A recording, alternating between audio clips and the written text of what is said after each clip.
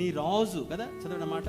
నీ రాజు నీతిపరుడును రక్షణ గలవాడును దీనుడునై గాడిదను గాడిద పిల్లను ఎక్కి నీ యొద్దకు వచ్చుచున్నాడు. నీ రాజు అన్నాడు. రాజు, సరే, రాజు అంటే ఏముండాలా చెప్పండి?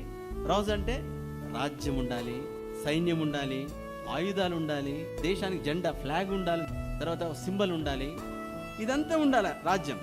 అయితే యేసు ప్రభు ఇవేమీ లేకుండా, రాజ్యము లేదు, సైన్యము లేదు, ఆయుధాలు లేవు, జెండా లేదు, సింబల్ లేదు, ఏమీ లేదు, కానీ ఈ ప్రపంచాన్ని ఏలుచున్నాడు. అది కూడా ప్రవచనం. ఈ రాజు ఏలుచున్నాడు.